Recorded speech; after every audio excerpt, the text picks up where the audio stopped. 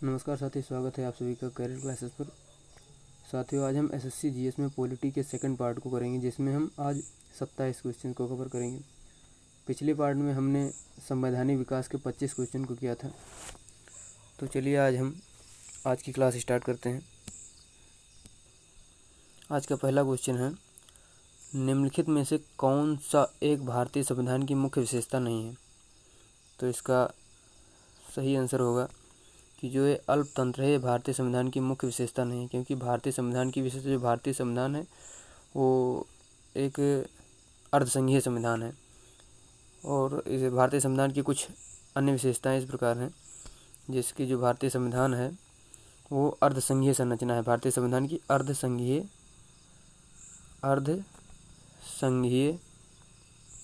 भारतीय संविधान की अर्धसंघीय संरचना है।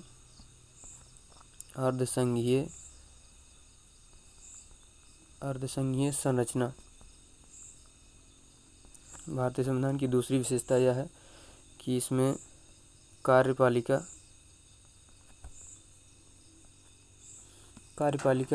विधायिका और न्यायपालिका के मध्य शक्तियों का विभाजन है। कार्यपालिका, न्यायपालिका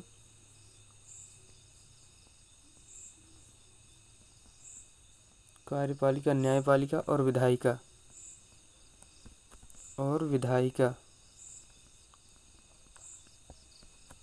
के मध्य शक्तियों का विभाजन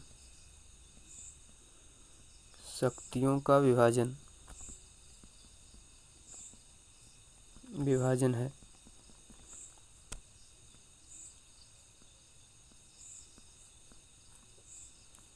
और फिर जो भारतीय संविधान है, इसमें मौलिक अधिकारों का प्रावधान भी है। इसमें मौलिक अधिकारों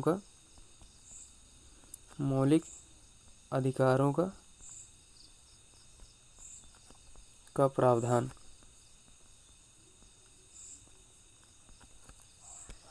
तो ये क्वेश्चन है जिसमें पूछ रहा है कि निम्नलिखित में से कौन सा एक भारतीय संविधान की मुख्य विशेषता नहीं है। तो इसका सही आंसर होगा जो अल्पतंत्र है, भारतीय संविधान की विशेषता नहीं है।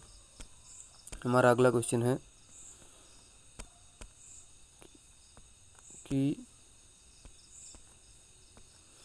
इनमें से कौन भारत को एक सेकुलर राज्य के रूप में वर्णित करता है। तो हमको पता होना चाहिए कि जो प्रस्तावना है वो भारत को एक सेकुलर राज्य के रूप में वर्णित करती है। जो भारतीय संविधान की जो प्रस्तावना है, भारत को एक सेकुलर राज्य के रूप में प्रस्तुत करती है या वर्णित करती है। तो जो भारतीय संविधान की जो प्रस्तावना है, भारत को एक सेकुलर राज्य के रूप में वर्णित करती है। उद्देशिका संविधान के आदर्शों, उद्देश्यों और आकांक्षाओं का संक्षिप्त रूप है। ये प्रस्तावना उद्देशिका है, जो वो उद्देश्यों, आकांक्षाओं का एक संक्षिप्त रूप है। अमेरिका का संविधान प्रथम संविधान है जिसमें उद्देशिका को सम्मिलित किया गया था। मतलब जो उद्देशिका और प्रस्तावना है वो अमेरिका का प्रथम संविधान था जिसमें उद्देशिका को सम्मिलित किया गया था। भारत के संविधान की उद्देशिका जवाहरलाल नेहरू द्वारा संविधान सभा में प्रस्तुत उद्देश्य प्रस्ताव पर आधारित है। उद्देशिका 42वें संविधान संशोधन 1976 के द्वारा संविधान में जोड़ी गई थी। जो उद्देशिका है, उद्देशिका 42वें संविधान संशोधन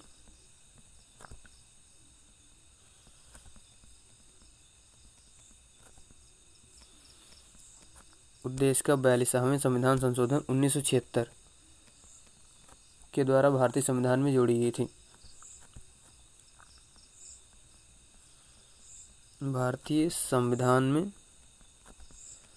जोड़ी गई थी।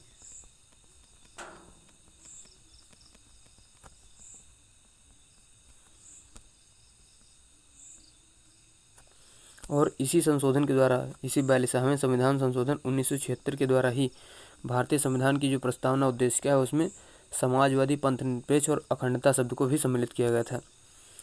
तो हमको पता होना चाहिए इस क्वेश्चन का आंसर, इनमें से कौन सा भारत को एक सेकुलर राज्य के रूप में वर्णित करता है। तो जो प्रस्तावना है भारतीय संविधान की, वो भारत को एक सेकुलर राज्य के रूप में वर्णित करती है। हमारा अगला क्वेश्चन है, भारतीय संविधान की प्रस्तावना में उल्लिखित न्याय को किस रूप में स्वीकारा गया है। तो हमको पता होना चाहिए जो भारतीय संविधान में जो भारतीय संविधान की प्रस्तावना जो उल्लिखित न्याय है उसको राजनीतिक न्याय, आर्थिक न्याय और सामाजिक न्याय के रूप में स्वीकारा गया है। जो भारतीय संविधान की जो प्रस्तावना है उसमें उल्लिखित जो न्याय है उसको राजनीतिक न्याय, आर्थिक न्याय और सामाजिक न्याय के रूप में स्वीकारा गया है। अतः ये सभी विकल्प जो हैं वो सही हैं। जो भारतीय संविधान की जो प्रस्तावना है वो राजनीतिक आर्थिक और सामाजिक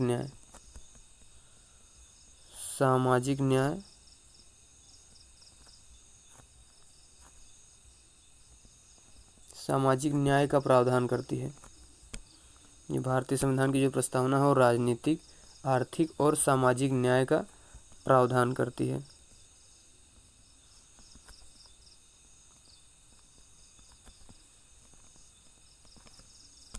हमारा अगला क्वेश्चन है, निम्नलिखित में से कौन लोकतंत्र के पक्ष में एक अच्छा तर्क नहीं है? तो हमको पता होना चाहिए। इसका पहला जो तर्क नंबर 1 है वो है कि लोकतंत्र नागरिकों के गौरव को बढ़ाता है। तो ये तो बिल्कुल सही है कि जो लोकतंत्र हो नागरिकों के गौरव को बढ़ाता है। उसके बाद में इसका दूसरा है लोकतंत्र दूसरों से अधिक समृद्ध है।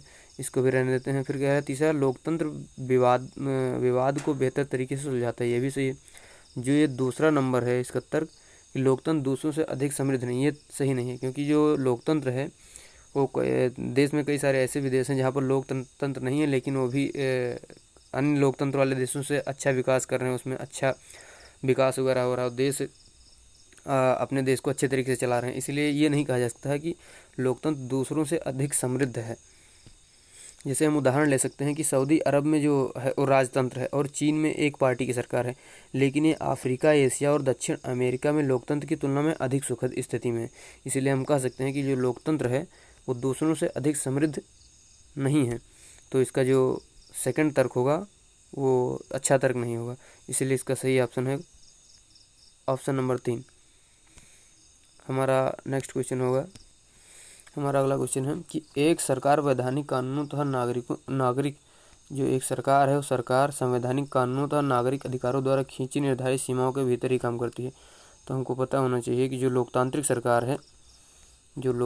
सरकार है वो एक सरकार जो वैधानिक कानूनों तथा नागरिक अधिकारों द्वारा खींची गई सीमाओं के भीतर ही काम करती है, क्योंकि जो लोकतांत्रिक सरकार है वो जनता के द्वारा ही चुनी जाती है। इसीलिए उसको नागरिक अधिकारों द्वारा खींची निर्धारित सीमाओं के भीतर ही काम करना होता है। अगला क्वेश्चन है, किस प्रकार की सरकार में शासकों का चुनाव लोग करते हैं? तो अभी ऊपर वाले क्वेश्चन हमने देखा कि जो लोकतांत्रिक सरकार है उसमें शासकों का चुनाव लोग करते हैं। इसमें शासकों का चुनाव जो है लोगों के द्वारा किया जाता है। तो हमको इसका सही आंसर होगा कि जो लोकतांत्रिक सरकार है इसमें शासकों का चुनाव जनता के द्वारा किया जाता है। हमारा अगला क्वेश्चन है कि कौन सा एक संस्थागत प्रणाली है जो दो प्रकार की राजनीतिक व्यवस्थाओं को समाहित करती है और एक प्रांतीय स्तर पर तथा दूसरी केंद्रीय स्तर पर? तो इसका सही आंसर होगा कि जो संघवाद है वो एक संस्थागत प्रणाली है जो दो प्रकार की राजनीतिक व्यवस्थाओं को समाहित करती है, एक प्रांतीय स्तर पर तथा दूसरी केंद्रीय स्तर पर।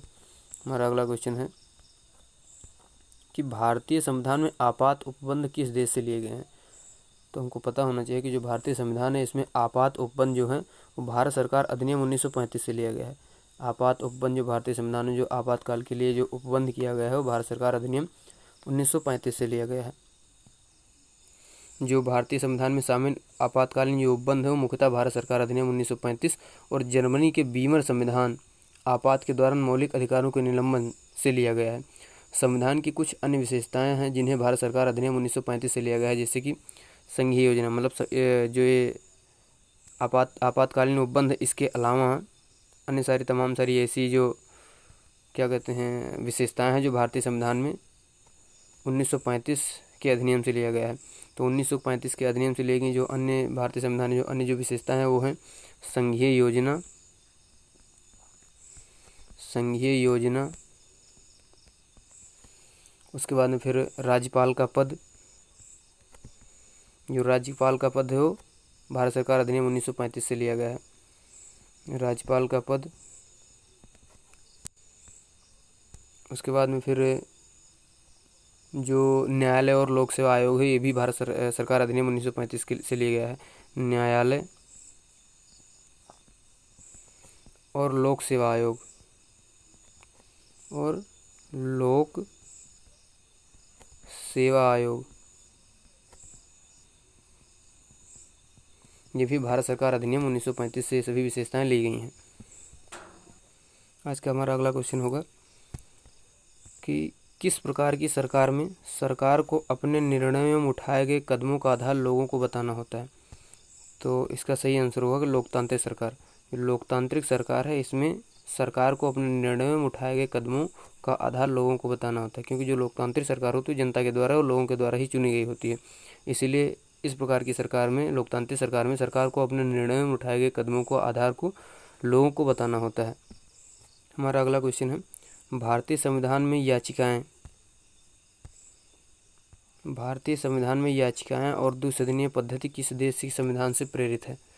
तो इसका सही आंसर होगा, जो भारतीय संविधान में जो याचिका है और जो द्विसदनीय पद्धति है वो यूनाइटेड किंगडम के संविधान से, मतलब ब्रिटेन के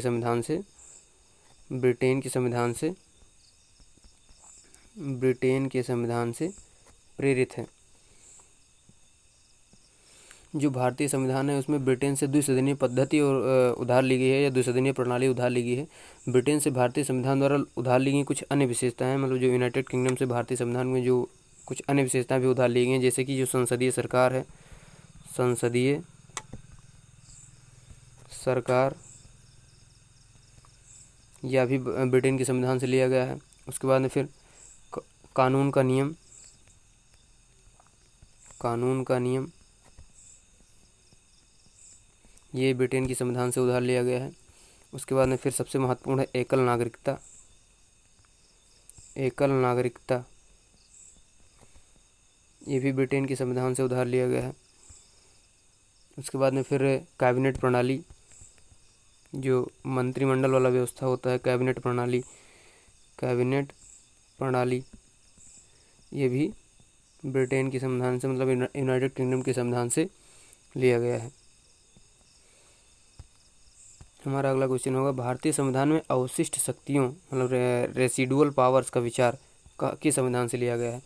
तो इसका सही उत्तर होगा कि जो भारतीय संविधान में जो अवशिष्ट शक्तियों का जो विचार है वो दक्षिण अफ्रीका के संविधान से लिया गया है।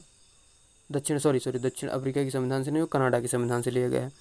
जो भारतीय संविधान में अवशिष्ट शक्तियों का विचार है वो कनाडा के संविधान से लिया गया है। जो भारतीय संविधान में कनाडा के संविधान से ली गई कुछ अन्य विशेषताएं और भी हैं, जैसे कि एक मजबूत केंद्रीय सरकार, एक मजबूत केंद्रीय सरकार,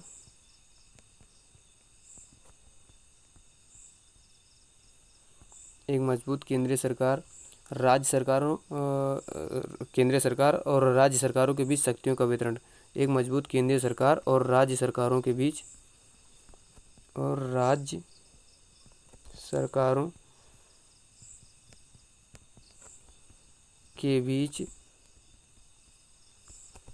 शक्तियों का वितरण भी कनाडा के संविधान से लिया गया है। अगला क्वेश्चन है कि भारतीय संविधान के निर्माताओं ने स्वतंत्रता, समता और बंधुता के सिद्धांतों के किस संविधान से लिया है। तो इसका सही उत्तर होगा कि जो भारतीय संविधान के निर्माताओं ने जो स्वतंत्रता, समता और बंधुता के सिद्धांत थे वो फ्रांस के संविधान से लिया था।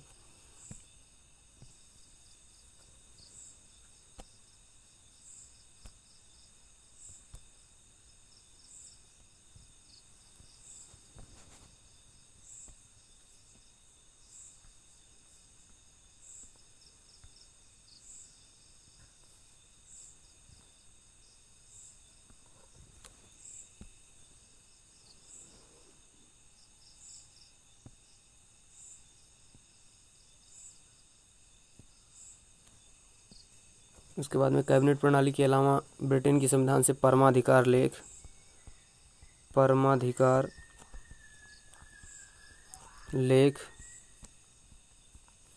उसके बाद में फिर संसदीय विशेषाधिकार,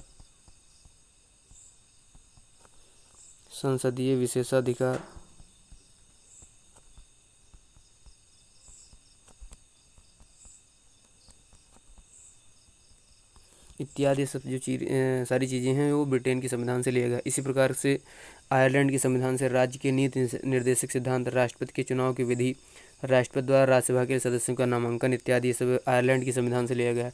उसके बाद में फिर कनाडा के संविधान से संघवाद का अपकेंद्र, उसके बाद फिर केंद्र के साथ अवशेष शक्ति और केंद्र राज्य या राज्यपालों की नियुक्त की जो प्रक्रिया है वो कनाडा के संविधान से।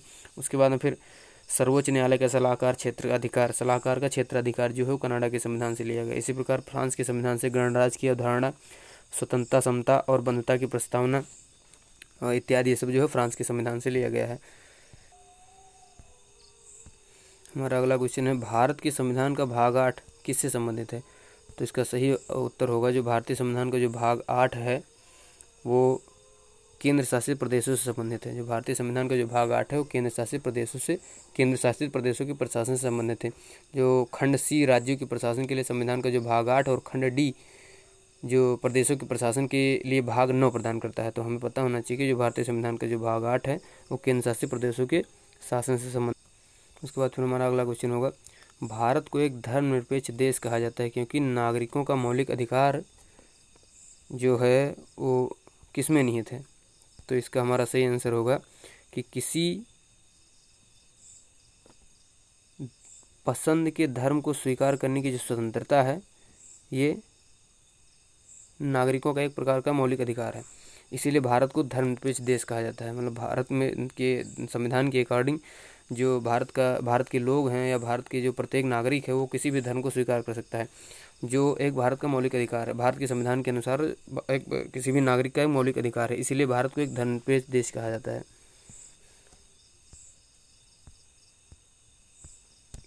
हमारा अगला क्वेश्चन है, भारतीय संविधान का कौन सा भाग राज्य विधानमंडल से संबंधित है? तो इसका सही उत्तर होगा जो भारतीय संविधान का जो भाग 6 है वो राज्य विधानमंडल से संबंधित है। अगला क्वेश्चन है, भारतीय संविधान का कौन सा भाग है जो आधिकारिक भाषा से संबंधित है? तो इसका सही उत्तर होगा जो भारतीय संविधान का जो भाग जो 17 है वो आधिकारिक भाषा से संबंधित है। भारतीय संविधान का जो भाग 17 है वो भारत की आधिकारिक भाषा या राजभाषा से संबंधित है। अगला क्वेश्चन होगा, भारतीय संविधान की प्रस्तावना के लिए प्रारंभिक शब्द किस संविधान से लिए गए?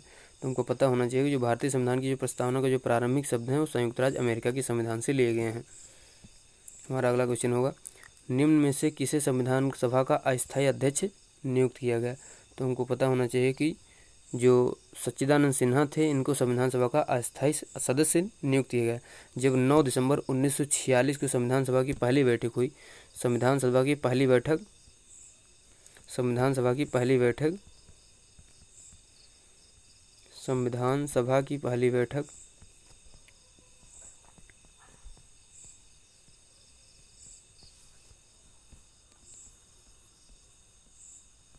9 दिसंबर 1946 को हुई।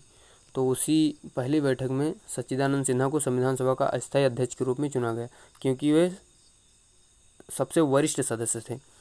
बाद में डॉक्टर राजेंद्र प्रसाद को संविधान सभा का स्थायी अध्यक्ष के रूप में चुना गया और जो एच.सी. मुखर्जी थे उनको उपाध्यक्ष के रूप में चुना गया। आज का अगला क्वेश्चन है, संविधान द्वारा निम्नलिखित में से किनके लिए लोकसभा और विधानसभाओं की सीटों में आरक्षण का प्रावधान किया गया है? तो इसका सही आंसर होगा कि जो संविधान सभा है उसमें अनुसूचित जनजातियों के लिए विधानसभाओं और लोकसभा में सीटों के आरक्षण का प्रावधान किया गया है। आज का अगला क्वेश्चन है, भारत के संविधान के निर्माण में कितना समय लगा? तो इसका सही आंसर होगा कि 2 वर्ष 11 माह और 17 दिन, इतने दिन लगे भारतीय संविधान के निर्माण होने में, 2 वर्ष 11 माह और 17 दिन। आज का अगला क्वेश्चन है, अप्रैल 2022 तक प्राप्त जानकारी के अनुसार भारतीय संविधान में दी गई नागरिकता की निम्नलिखित में से कौन सी विशेषता नहीं है? तो सबसे पहला है ऑप्शन नंबर 1 है कि भारतीय संविधान में एकल नागरिकता का प्रावधान, तो ये बिल्कुल सही है। उसके बाद में फिर दूसरा है एकल नागरिकता की अवधारणा यूके के संविधान से प्रेरित है, ये भी सही है। उसके बाद में फिर तीसरा है लोग विकास का लाभ केवल नागरिक बनकर ही ले सकते हैं। मतलब जो भारत के देश में जो विकास वगैरह का जो लाभ है वो केवल भारत के नागरिक बनकर ही लिया जा सकता है। लेकिन जो चौथा है, मतदान करने और राष्ट्रपति और संसद सदस्य जैसे पदों के लिए चुने जाने की क्षमता दुनिया भर के भारतीयों के लिए सुलभ है। ये ऑप्शन बिल्कुल गलत है क्योंकि दुनिया भर के भारतीयों के लिए सुलभ नहीं है। तो इसीलिए जो क्वेश्चन पूछ रहा है कि अप्रैल 2022 तक प्राप्त जानकारी के अनुसार भारतीय संविधान में दी गई नागरिकता कि निम्नलिखित में से कौन सी विशेषता सही नहीं। तो ऑप्शन नंबर 1, 2, 3 सही है, लेकिन चौथा जो है कि मतदान करने और राष्ट्रपति और संसद सदस्य जैसे पदों के लिए चुने जाने की जो क्षमता है दुनिया भर के भारतीयों के लिए सुलभ नहीं है। तो ये ऑप्शन बिल्कुल गलत है। आज का अगला क्वेश्चन है, भारतीय संविधान के किस भाग को भारत का मैग्ना कार्टा कहा जाता है। तो जो भारतीय संविधान का जो भाग 3 है, इसको भारतीय संविधान का मैग्ना कार्टा कहा जाता है। जो मौलिक अधिकार है वो भाग 3 में ही अनुच्छेद 12 से 35 तक का जो मौलिक अधिकार है, मौलिक अधिकार